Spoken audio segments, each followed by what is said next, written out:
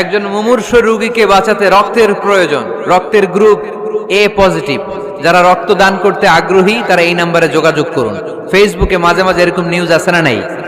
আপনি just you put down in share, শেয়ারের মধ্যে একটা পুট করে দিলেন, একটু শেয়ার মেরে দিলেন, ছড়িয়ে পড়লো হাজার হাজার ফেসবুক ফ্রেন্ডদের কাছে। তাদের অনেকে ব্লাড দিতে আগ্রহী, সে তাড়াতাড়ি যেয়ে সেখানে ব্লাড ডোনেট করে আসলো। আপনার একটা শেয়ারের কারণে বেঁচে গেল অনেকগুলো প্রাণ। চিল্লা এখন ঠিক কিনা? রক্তদানের মতো শ্রেষ্ঠ ইবাদত হতে পারে? আমরা মনে করি শুধু জিকিরি ইবাদত, আমরা মনে করি শুধু নামাজি ইবাদত। রক্তদান, এক ব্যাগ রক্ত থেকে অনেক মানুষকে বাঁচানো যায়। এর মধ্যে আছে হিমোগ্লোবিন, এর মধ্যে আছে প্লাটিলেট, আছে প্লাজমা।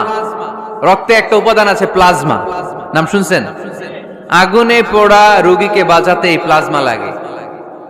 হসপিটালের বার্ন ইউনিটে যেয়ে দেখবেন মানুষ কিভাবে চিল্লায়। নুসরাত নামে একটা মেয়ে মারা গেল না? এক বদমাইশের কবলে পড়ে মারা গেল না? তাকে আগুন জ্বালিয়ে দেওয়া হয়েছিল তার গায়ে, তার প্লাজমা গুলো জ্বলে গিয়েছিল। আগুনে পোড়া রোগীর যে কি কষ্ট, একটু দেখার জন্য হসপিটালের বার্ন ইউনিটে যাবেন, দেখবেন যে কি কষ্টে আছে তারা। এই প্লাজমা গুলোকে অনেক সেন্টিগ্রেড তাপমাত্রা নামিয়ে ঠান্ডা করে দেহে পুশ করা হয়।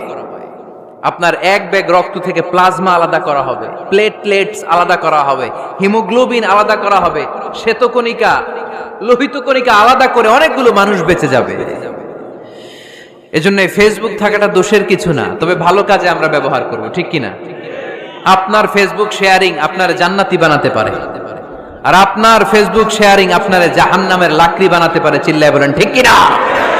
So the decision is yours. সিদ্ধান্ত আপনাকে নিতে হবে, আপনি কিভাবে করবেন। যে কোনো বিপদে ওয়া ইলা রাব্বিকা ফারগাব, কোন দিকে মনোনিবেশ না করে কার দিকে মনোনিবেশ করব?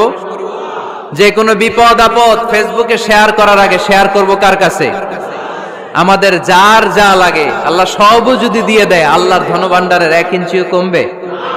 হাদিসে কুদসিতে আল্লাহ বললেন, লাউ আন্না আউওয়ালাকুম ওয়া আখিরাকুম ওয়া ইনসাকুম ওয়া জিন্নাকুম, পৃথিবীর সব জিন, পৃথিবীর সব মানুষ বিশাল মরুভূমিতে দাঁড়িয়ে যদি আমার কাছে চাইতে শুরু করে, আল্লাহ এটা দাও, ওটা দাও, ওটা দাও, আমি আল্লাহ তোমাদের সব চাহিদাও যদি মিটিয়ে দেই, আমি আল্লাহর ধনভাণ্ডারের 1 ইঞ্চিও কমবে না।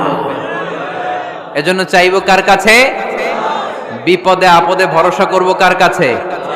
আর অবসরগুলোকে কাজে লাগানোর দরকার আছে না নাই? স্বাবলম্বী হওয়ার চেষ্টা করার দরকার আছে না নাই? ফা ইন্নামা আল উসরি ইউসরা, ইন্নামা আল উসরি ইউসরা। নবী হে, কষ্টের পরেই আছে সুখ, দুঃখের পরেই আছে আনন্দ। সব সময় মানুষের সময় একরকম কাটে না। এজন্য আমরা তাওয়াক্কুল করতে চাই একজনের উপর